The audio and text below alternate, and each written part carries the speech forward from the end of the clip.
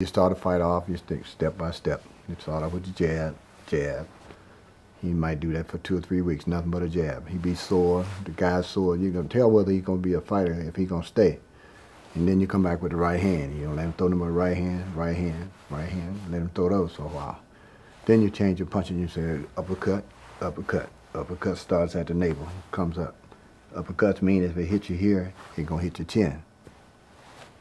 Okay. And the dangerous punches in boxing are your left hooks and your uppercuts. When I knew Ray was a real fighter, I used to take him around to visit all these different schools and churches and everything. And this lady walked up to Ray and she said, "Your breath smell like baby milk." In other words, what she was trying to say is, you look too young to fight, look like a fighter. And I thought that was the hard, worst thing I'd ever heard in my life.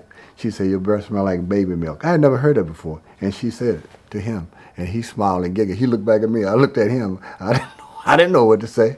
And I said, well, we got something here. And that's when I knew that Ray Leonard had that, I don't know how would you describe it. He had this draw and card about himself. Once you see him, you would like to see him again. Ray put some people in some seats that had never been to fights before. He had a lot of people that had never seen a fight before, but they met him and they would come to the fights. Take, for instance, when we fought Johnny Gant locally. You're talking 78. And he filled up the Capitol Center and he filled up the D.C. Armory. 10,000 one spot, 19,000 another spot. They had to take a closed circuit back then. That's unheard of. Now the kids don't know what that is. But it was closed circuit from the Capitol Center to D.C. Armory, and they sold out both places. The first fight, Montreal, 1980. That fight was a real close fight. I thought it was closer than that, but there was so much stuff happened before that. It's ironic that when Sugar Ray Leonard was there as an amateur fighting in the Olympics, everybody cheered him. When he went back to Montreal fighting for dollars, everybody booed him. It was a complete change around.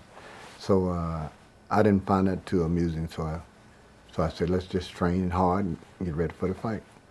And the fight was all set up really against Ray. They didn't want Ray to win. They wanted Duran to win from Panama.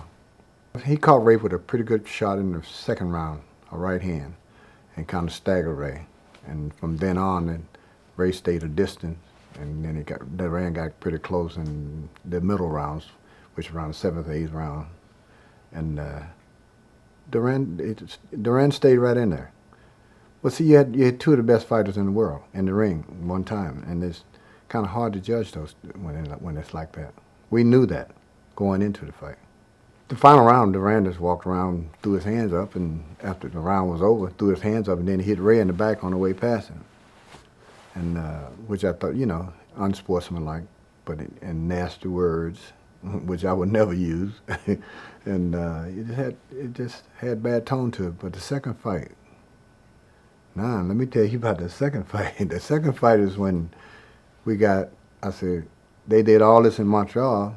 They took all the play away from him and gave it to Duran. I said, now, his real name is Ray Charles Leonard.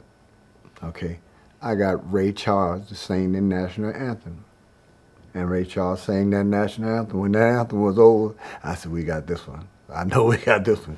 That's when Ray started running all over the ring. He started boxing and moving and sticking him and move all over the place. He beat him like he owned him. And then that's when Duran said, no mas.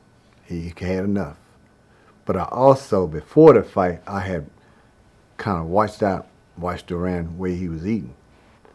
He eats steaks with his hand.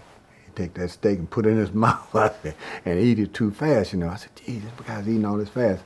And during the fight, I said, Ray, go to his body. Go to his body. As soon as he started hitting him in the body, that's when Duran said no mas.